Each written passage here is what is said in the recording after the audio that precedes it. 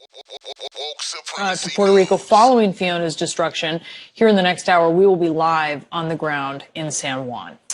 In just a few hours, the special master sifting through the documents seized from Mar-a-Lago holds his first hearing in New York. That's Florida. The hearing is in New York. In a new filing, lawyers for former President Trump oppose having to disclose specific information about the documents he claims in public, though not in legal documents, that he declassified. I'm going to walk over to CNN senior legal analyst Elie Honig now to talk much more about this.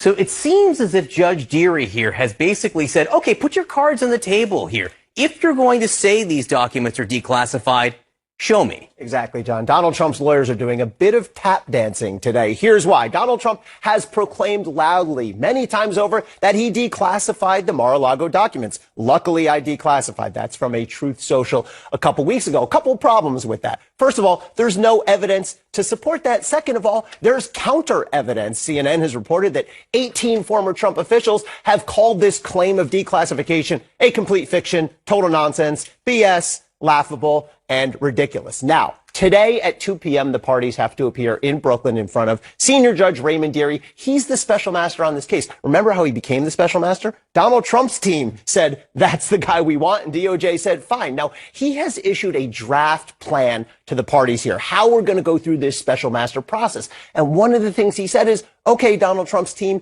you need to tell me which specific documents he declassified. Now, here's where the tap dancing comes in. Trump's legal team wrote, the draft plan requires that the plaintiff disclose specific information regarding declassification to the court and the government.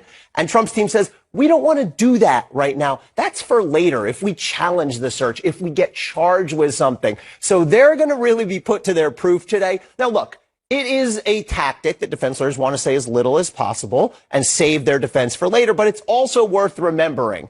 Under the American Bar Association's rules of ethics, it is a rule that, quote, a lawyer shall not knowingly make a false statement of fact or law to a tribunal, to a court, which could explain why there's this difference between what Donald Trump is saying and what the attorneys are saying. And Judge Dearie saying, show me now, show me now. I mean, this really could be a major part of the case all at once here, depending on how it plays out. What else will Judge Dearie do today? Yeah, so a big issue for today is timing, the calendar, the schedule. Really important to sort of keep this in mind. The initial search of Mar-a-Lago happened back on August 8th. Here we are today, September 20th. We've already seen 6+ weeks lapse, and the special master has not even started yet. Now, the judge on this case down in Florida, Judge Cannon, has given the special master until the end of November, November 30th, to get this review done. Now, DOJ last night filed a brief saying, well, let's get through about 500 documents per day. That should be reasonable. There's 11,000 documents total, so that's 22 days, 3 weeks and change. That'd put us in the middle of October. Donald Trump's team says, hold up, let's slow it down a little bit. They wrote last night, all of the deadlines can be extended to allow for a more realistic and complete assessment of the areas of disagreement. Now, is it realistic? Can they get through that? Absolutely, yes. Here's a comparison. Michael Cohen had a special master, approximately 4 million files. Here we've got 11,000 documents. That is 0.25% of the volume. That special master got her review done in 4 months. Here, this judge has given them about 3 months, so it's very much doable. Yeah, 4 million is greater than it is 11,000. That little math lesson. That's my math lesson right there. There's an appeal. The Trump team also has a filing deadline for today. What's that? Yeah, so speaking of 11,000, Donald Trump's team has filed a very limited appeal here. Of the 11,000 total documents, they are appealing only 100 or so classified documents. Their argument is those documents cannot be covered by executive privilege. They should not go to the special master. Now, Donald Trump's response to that is due today at noon. Important to know, here we are in the 11th Circuit Court of Appeals. Case started down here in the district court. We're now up to the intermediate appellate court. That Court of Appeals, John, though, it's very important to know, that is generally seen as the second or third most conservative court of the 13. We have 7 of the 11 active judges are Republican nominated. 6 of them are actually Trump's nominees. Elie Honig, thank you as always for helping us understand. This morning, authorities in Texas are launching a criminal investigation into the transportation of dozens of Venezuelan migrants from Texas to Martha's Vineyard. And in New York City, which saw another round of migrants arrive at the Port Authority bus terminal Monday, public school officials are facing the challenge of welcoming the influx of migrant children and making sure that their new students don't get left behind. CNN's Polo Sandoval has more. Inside this multi-story campus in Queens, classrooms are fuller this semester. The Pan American International High School is in one of 6 New York City school districts that's taken in most of the over 1,400 school-age children that arrived during the summer migrant surge, a figure that continues to climb. Principal Waleska Vela is expecting to welcome at least 75 new students in the coming weeks, nearly all, she says, the children of recently arrived asylum seekers. We're prepared to support those students not only academically, but also with social-emotional supports. But that may prove to be a long-term challenge for New York City's Department of Education. Even as the nation's largest school system, it hasn't been spared millions in budget cuts and teacher shortages. School officials are scrambling to recruit certified bilingual educators like Bernadette Goyoy to help students integrate. It's a little bit more personal. You know, they have to see that they can trust you. They can open up a little bit more, and then they're willing to give a little bit more. Goyoy noticing a high level of trauma in the eyes of the latest wave of asylum-seeking children that will likely increase the need for counselors. In many cases, they bear fresh emotional wounds caused by the grueling months-long journey from South America to the U.S. It's one that Imaris Coromoto Toyo knows all too well. The 13-year-old recalls how her mother, Maria Elena, would often cry as they trekked through the dangerous jungles of Central America. The Venezuelan mother and child made it safely to New York in June. Imaris now worries she speaks no English as she starts the 8th grade. Hello, how are you? Only a few words. New York State Assemblywoman Catalina Cruz, a former undocumented student herself, she knows all too well what that feels like. This isn't just any old immigrant child coming into our city and our Department of Education system. These are children who have severe trauma, families that have severe needs, and we got to invest in them and the rest of our city to make sure that our children, our teachers, and our community is positioned to welcome them.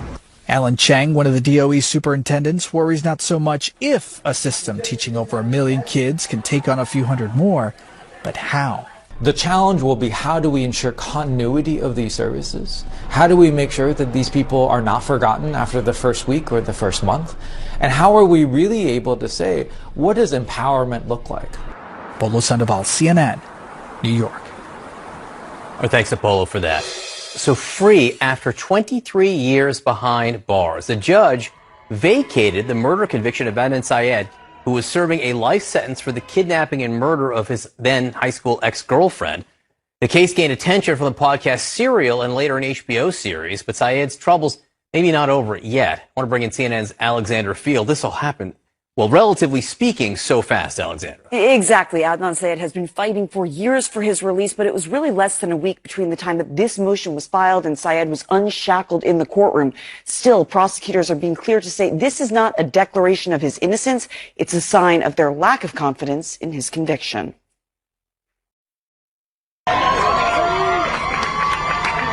Free from prison after 23 years behind bars, a crowd swarmed Adnan Syed outside a Baltimore Circuit Court moments after a judge vacated the murder conviction against him.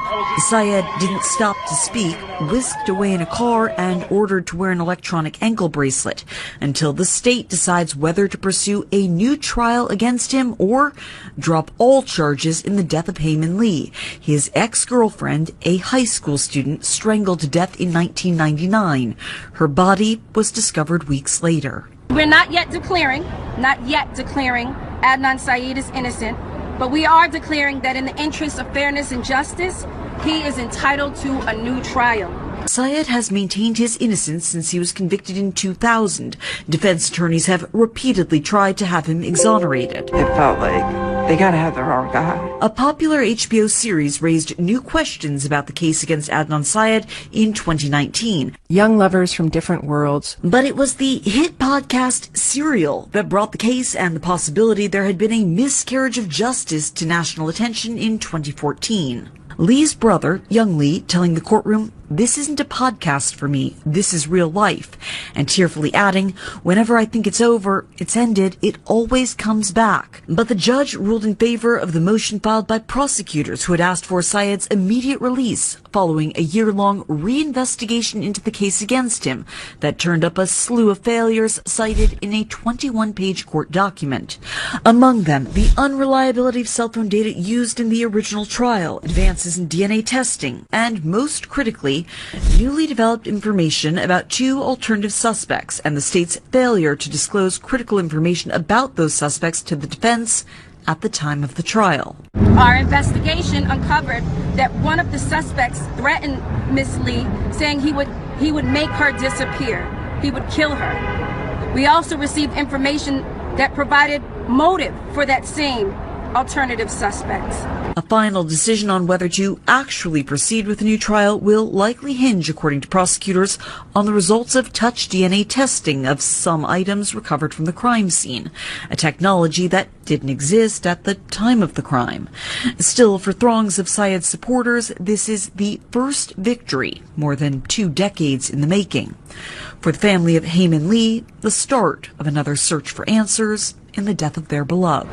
This family is interested in the pursuit of justice. They want to know more than anybody who it was that killed Hae Min Lee.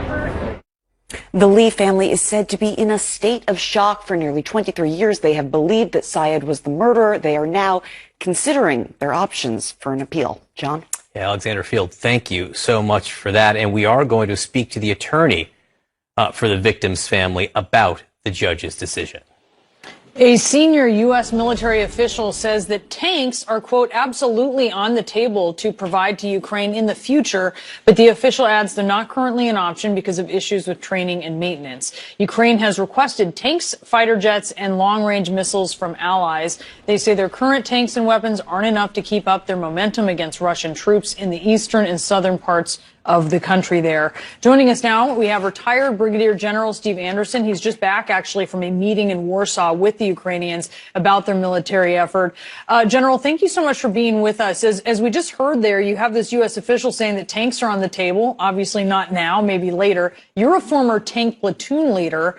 How effective could U.S. tanks be compared to what Ukraine has at this point? Well, thank you, Brianna. I don't want to overstate the significance of having M1 tanks in Ukraine.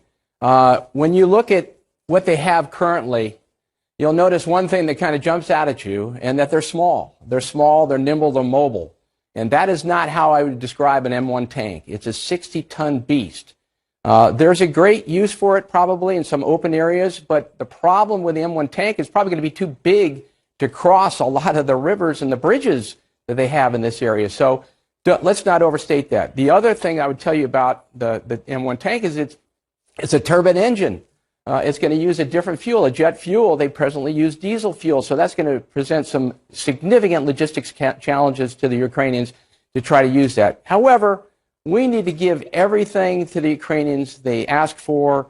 We need to ensure that they win this conflict with Russia. It's in everybody's best interest they do so.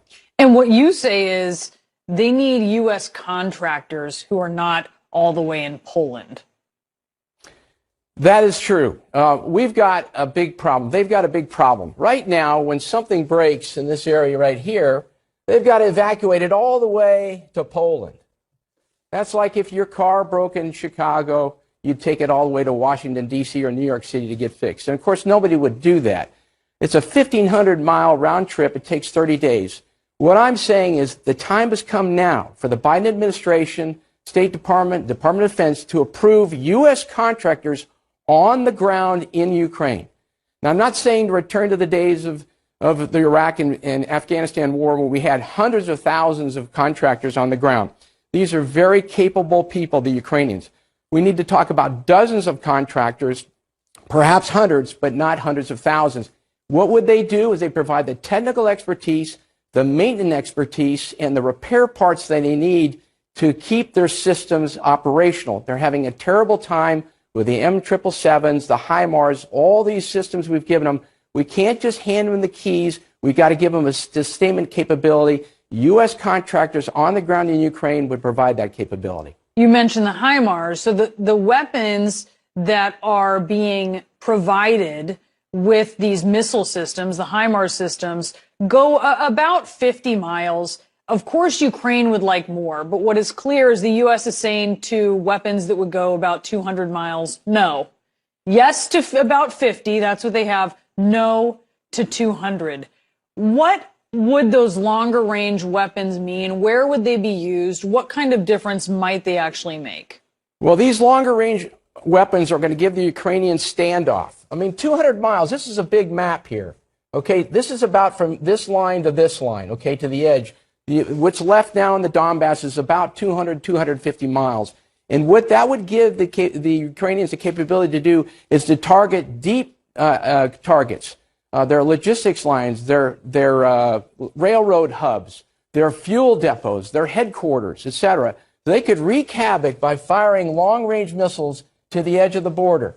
I think that we should give the Ukrainians everything they've asked for. They've proven themselves to be very worthy and very trustworthy. They're fighting for all of us, and we need to make sure they're empowered to do that.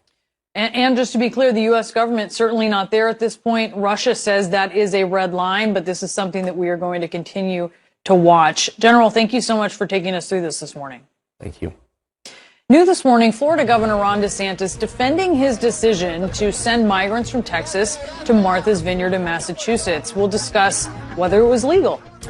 The Supreme Court set to take on past and present election issues this upcoming term. We have new CNN reporting. And abortion rights at the forefront in the abortions after 6 weeks back into effect. CNN's Eva McKen has the latest. In an election year, even your local farmer's market could become the site of a surprise campaign stop. Stacey, we're big fans. Can we get a selfie real quick? Here in Georgia, the future of abortion rights has become central to Democratic nominee for governor Stacey Abrams' strategy to win in November. How much of an emphasis do you plan on putting on abortion rights in the closing weeks of your campaign? It is going to be front and center in the conversation. Women deserve full citizenship in the United States and certainly in the state of Georgia, and they are being denied that because of Brian Kemp's draconian 6-week ban. In 2019, Georgia's incumbent Republican Governor Brian Kemp signed a bill into law that bans most abortions when early cardiac activity is detected, usually at around 6 weeks of pregnancy. The law was blocked until Roe was overturned. Emphasizing abortion rights has proved to be successful recently for Democratic House candidates in Republican-leaning Alaska, and a battleground New York district signaling the issue has likely energized Democratic voters in the wake of the Supreme Court's decision. I definitely think this is something that people should consider while they're voting. I think it could be the difference in our state. A recent Quinnipiac poll about the midterms in Georgia showed 57% of likely voters say it's very important a candidate shares their views on abortion. Within that group, 63% back Abrams and 36% support Kemp. We can get this done. We can do this work. The daughter of Methodist pastors, Abrams was not always a fierce advocate for abortion rights. On the trail, she talks about her personal evolution on abortion, amplifying the issue last month at a roundtable for women who have suffered pregnancy loss. What gives me the greatest hope is that you all are speaking up. Meanwhile, Governor Kemp is principally focused on economic issues, such as inflation, which likely Georgia voters rank as the most urgent issue facing the state, according to the same poll. Everything has gone up. In a statement to CNN, Kemp's campaign says the governor has consistently affirmed his position on abortion and will continue to focus on bringing hardworking Georgians relief from 40-year high inflation. That message resonating with Kemp's supporters. People want to make it just about one issue, but I think people need to be concerned about paying for their groceries and for gasoline, too. We also protected the sanctity of God's greatest gift, life. Speaking before a conservative anti-abortion policy group this month, Kemp spent little time talking about abortion. You know, we passed the heartbeat bill here, but we've also done adoption reform. We have done We have done foster care reform. Historically, Kemp has supported a full ban, with the only exception being for the life of the pregnant person, but praised the Supreme Court returning the issue to the states. While Abrams doesn't support any government restrictions on abortion, arguing it's a medical issue that should not be bound by arbitrary timelines. Kemp has adopted a less strident tone as the conversation about reproductive care has become so pivotal in the closing months of the campaign. I understand people may disagree on when an abortion should be legal or when it shouldn't be. Now, Abrams was at an event just last night, and she said that when she was traveling, campaigning in South Georgia, speaking before a group of black Georgians in their 50s and 60s, talking about the 6-week abortion ban, that this issue was animating. But she argued that if you might have asked a pollster if older black Georgians care about abortion, that pollster might argue that they don't. But she is under the impression that this issue is widely resonating. John? Eva McCann on the ground for us in Georgia. Eva, thanks so much for sharing your reporting. When the Supreme Court begins a new term next month, it could fundamentally change how elections in America are decided. And it all hinges on a dispute over gerrymandering and an obscure legal theory promoted by allies of former President Donald Trump during their effort to overturn the 2020 presidential election. Joining us now is CNN Supreme Court reporter Ariane DeVogue. Tell us about this case, Ariane. Right, the Supreme Court is once again right under the political hotspot, and this case could really change the elections going forward. And it boils down to this. Republican lawmakers are coming to the Supreme Court, and they want them to adopt, like you said, this obscure legal theory that we hadn't heard a lot about.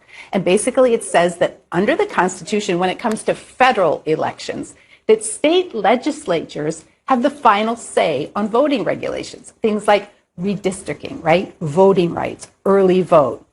That's to say that state Supreme Courts have to stay out. They cannot weigh in. And supporters of this theory are looking at the U.S. Constitution and the Elections Clause, which says that the times, places, and manners of holding elections for senators and representatives shall be prescribed in each state by the legislature. So that's what they're relying on. But supporters of voting rights are looking at this and say that's no way to read the Elections Clause. State Supreme Courts have always been able to weigh in, to serve sort of as a backstop to make sure that the lawmakers aren't violating the state constitution. And they're worried. They say that this could bring rogue state legislatures pushing through really aggressive rules. And Democrats are worried because right now, as things stand, the majority of state legislatures are controlled by Republicans. So what's coming up now in the last few days is we have seen that supporters of President Trump, who brought up this legal theory during the last cycle that really had been laying dormant, are now aggressively coming to the court and saying, adopt this legal theory. People like, remember John Eastman? He's that lawyer who served as the architect of Trump's plan to sort of overturn election results. He's weighed in. The RNC has weighed in, asking the Supreme Court to adopt this, although the RNC takes a more narrow approach. So what we're seeing now is the court looking at this case and really maybe changing how elections are done. Forms to go, and then the vendor that is doing this for Florida provided them with a packet that had a map of Martha's Vineyard. It had the numbers for different services on Martha's Vineyard. So it was clearly voluntary, and all the other nonsense you're hearing is just not true. And why wouldn't they want to go given where they were? Florida Governor Ron DeSantis defending his decision to fly nearly 50 Venezuelan migrants from Texas to Martha's Vineyard last week. This as the sheriff of Bexar County, Texas, says he believes that in transporting the migrants, laws were broken not only locally but on a federal level. Lawyers for the migrants in Martha's Vineyard say the brochures given to their clients were highly misleading and were used to entice their clients to travel under the guise that resettlement support was available to them. With me now is attorney Raul Reyes and former acting Secretary of Homeland Security under President Trump, Chad Wolf. Raul, if I can just start with you. For those who say that laws might have been broken, they fall on two legal arguments generally. Number one, that the migrants were misled when they were lured, their words, onto the plane to go to Martha's Vineyard. The other law that they say may have been broken, or at least may not be constitutional per se, is that it's the federal government, not states, that make migration policy. So explain these two arguments to me. Right. Well, in the first case, this is based on what we know based on the circumstances so far. In the first instance, some people are saying that this could potentially be an issue of trafficking. And when you look at it at the framework of what we know, we have a targeted group of people. They were transported. There was some element of fraud or coercion involved. If there was. That's based on what some of the migrants have said. There's some element of fraud or coercion. And there was commercial gain for the subcontractors who were paid hundreds of thousands of dollars to transport them. That right there is a basis for a trafficking claim. And Governor DeSantis mentioned the fact that these migrants allegedly consented. Generally, in a trafficking claim, consent is not a defense unless it was made with complete and full knowledge. But I think what's more important here is you touched on the federal issue. Our Constitution and our Supreme Court have been, crystal clear on this issue. Immigration is a federal matter. You could go back in Supreme Court cases all the way to 1893 and more recently in 2012 with the Arizona v. U.S. case where the court has said, states cannot basically just take matters into their own hands and take action on immigrations. If they were to do so, this is an issue where it's important that the country speaks with one voice. So that is something, states may not like what the administration is doing, but I think the best options are either to work with them or just find some way to partner, and let it happen. And again, the argument has gone in the past. What if all 50 states had their own immigration policy? How would it Exactly, it would be chaotic. Is something you tend to hear. All right, Secretary, what's your response to these two discussion points? Well, first, let me say I think we're in a situation where we've never seen this type of action before, right?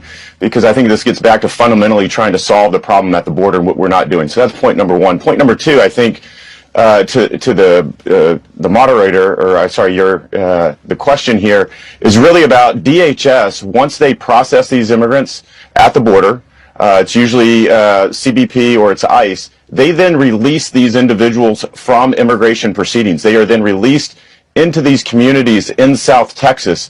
Lots of times NGOs, non-governmental organizations, then take them up and transport them. In this case, the state of Texas is now stepping in and transporting them. So it's not a matter of states stepping in and doing something that the federal government is doing. The federal government has decided to take action to release these individuals into the state of Texas in this case and not transport them. We do know that DHS does transport a number of migrants and have been for the past 18 months to different parts of the country. So we know that they do that, but in many, many cases, because they don't have the capacity, they will release these individuals into communities in South Texas, and that is where the state of Texas is now stepping in. It's also where NGOs like Catholic Charities steps in to transport these migrants. So I don't give a lot of weight to that last argument that it's only the federal government that can transport migrants around. That is true if they are in DHS custody, but in many cases, and certainly in the cases that we're talking about here, DHS has released these migrants from their custody,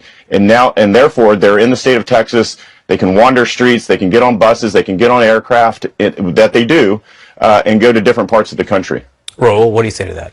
Well, it is true. It is true that the federal government itself and other agencies transport migrants around the country. The Biden administration did that under, the Trump administration, the Obama administration transferred migrants around the country. What's different in this scenario is that it is one thing when you have entities doing it, acting on behalf of the federal government. Another situation where the circumstances seem to be very murky, where an individual is approaching these migrants, offering them free trips with some allegations of, potentially false promises. That's a totally different thing. And one point legally that's very important, these migrants are undocumented, but however, they have been processed by the government. Many of them are pursuing lawful asylum claims. So they're pursuing a legal right to be here. As you know, asylum requires physical presence in the United States. So I think what the Governor DeSantis and the Governor of Texas, legally they're walking a very fine line, and I would expect lawsuits from the federal government, from Biden administration soon. And look, whether or not they were misled or not is an issue that would have to be adjudicated. That is a separate issue. I do want to ask you, Mr. Secretary, about something that is interesting, an interesting trend that was just announced by the federal government. And this is in the process of saying that record numbers of migrants have been apprehended at the border this year. But they did say in August there's a fascinating trend. The number of undocumented immigrants from Mexico, El Salvador, and Guatemala and Honduras is down 43% from from August 2021. The number of Cubans, Nicaraguans, and Venezuelans is up 175%. And just on the issue of Cubans, Axios and the AP pointed out that more Cubans were apprehended at the border in the first 6 months of this year. I believe the number was 155,000. Then came over in the 6 months of the Mariel boat lift in 1980. So what's your assessment of these numbers? Well, I think we've got a troubling trend here, and you point that out, which is Central Americans and Mexicans no longer appear to be the vast majority of folks crossing that border. Instead, you have individuals from 130 different nationalities in different countries crossing that border, because I think they know what most Americans know and most people in the world know, which is you can cross that border and likely be released into the United States. So you see Venezuelans, you see Cubans, you see a lot of different folks. When I was in DHS, we had to work with the government of Mexico and other folks to stem the flow of these individuals using a variety of different circumstances and policies. I think what you see now, though, is there are no new policies along that border for 18 months, and that's why you continue to see these numbers increase month after month after month. DHS just released numbers yesterday for the month of August. Again, over 200,000 illegal apprehensions along that border. This is unsustainable in the facilities along that border in South Texas or even in Arizona and California. They are overwhelmed. The shelters are overwhelmed. There's nowhere to put these individuals. There's hardly anywhere to process these individuals. So this idea of, oh, you can't move migrants from one place of the country to the other. There's 2.1 million illegal apprehensions since the Biden administration has started. Where do you suspect we're going to put these individuals? There's no place in Brownsville, McAllen, and Del Rio, and El Paso. You have to move these individuals. If you're not going to remove them back to their home countries, which the Biden administration has clearly said they will not do. Well, I will say, you have to they move legally to other parts of the right? country. They legally can't put them back in Cuba, Venezuela, Nicaragua, right? That's one of the issues. That's one of the changes here. That's a big change. A big change. Right. And in the case of Cuba and Venezuela, because we do not have full diplomatic relationships with them, we cannot repatriate those individuals. And in fact, it's very different for those individuals as they pursue asylum cases to even get the type of documentation that they need to support their claims. So it's new territory in that sense. Mr. Secretary, I didn't mean to cut you off, but this is an interesting discussion going forward, right? I will say that, though, you can, the Remain in Mexico program actually dealt with the difficulty that DHS has in removing certain migrants. You're exactly right, to certain countries. That's why the Remain in Mexico program was put in place, or MPP. That program is no longer functional, right? They've dismantled that program. So they're taking away tools that Border Patrol and other elements of DHS law enforcement have to control that border, and that's why we're dealing with this issue. That's why we're talking about migrants moving from one jurisdiction to the other, because we're not fundamentally addressing the issue of border security. I understand what you're saying there. I will say that there does seem to be a geopolitical trend of movement of people coming from countries that often the United States has pointed out people are under political persecution. It is something that will have to be addressed and discussed going forward, no doubt. I do appreciate you coming on, Chad Wolf, Raul Reyes. Thank you very much. Thank you. New this morning, video emerging of Trump allies and Republican operatives inside a... After years of doubt, the world is expressing signs of confidence in America and global institutions. A welcome sign as leaders gather in New York to address a number of dire crises. John Avlon has more in today's Reality Check.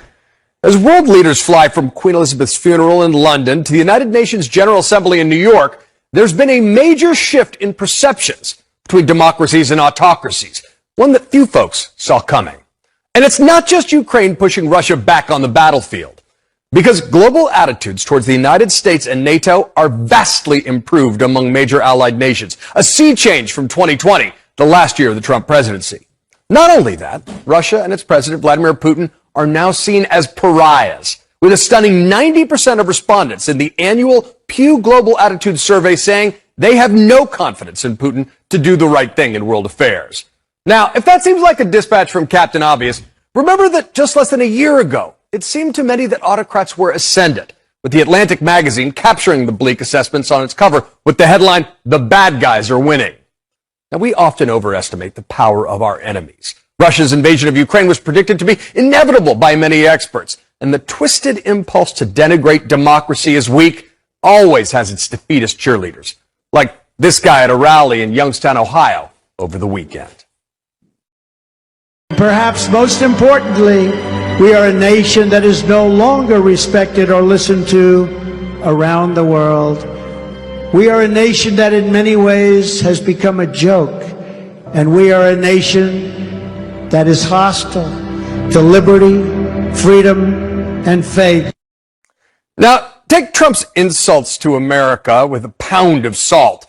Because he was saying variations on the same nonsense back when Ronald Reagan was president, and when take Trump's insults to America with a pound of salt.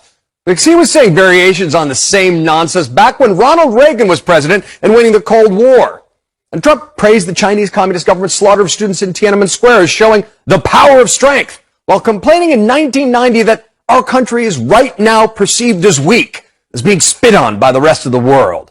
So it's really just what he says about America when he's not in power. But as with all Trump's unhinged accusations, they're really projections and confections. Because here's the real deal. Data shows that among the nations surveyed, the lowest point for America's reputation as a dependable ally was during his presidency. And what's really stunning is how fast perceptions have turned. The U.S. is increasingly seen as a reliable partner across the board, with U.S. favorability now at a 21st century high in nations like Poland, South Korea, Australia, and Belgium. Now compare that to rock bottom ratings in 8 of these nations just 2 years ago, even allies like the United Kingdom. It's sad and not a little sickening to see that in 2020, then President Trump was less trusted to do the right thing than Russia President Putin and China's President Xi Jinping. Today, President Biden's trusted to do the right thing by 60% of respondents to the survey, compared to just 17% under Trump towards the end of his presidency. Now, it's not all good news. Biden's international favorability has declined over the past year. Most respondents recognize that the U.S. withdrawal from Afghanistan was not handled well, despite most saying it was the right thing to do. Our allies also recognize that we have a serious problem with hyperpartisan polarization in the United States. But perhaps the biggest news from the survey is the sharp decline in the reputation of autocrats. And it's not just Putin. It's also Chinese President Xi, who just 18% trust to do the right thing in global affairs, while Biden and French President Emmanuel Macron enjoy numbers more than 3 times that amount. Look, taken together, this is a significant shift of public attitudes away from autocracies and toward democracies. It's a reminder of how high the stakes we face really are, and why Ukraine's gains on the battlefield could determine the trajectory of the century. It's not that democracies are perfect. We're far too open and diverse to claim that. It's that we are human and creative and more honest than the alternatives.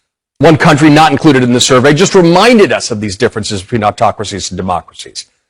In an interview with 60 Minutes, the hardline Iranian President Raisi said that there are some signs that the Holocaust happened, and if so, they should be allowed to be investigated and researched. Seriously, a call for further research into the Holocaust in 2022. Now, on the world stage, there are always attempts to prey upon pessimism while appealing to tribal divides. And that's why it's useful to get some perspective. But as world leaders gather to meet at the United Nations, it should bolster our collective confidence to see autocrats being exposed, while democracies are getting their due from citizens around the world. And that's your reality check. John Avlon, thank you.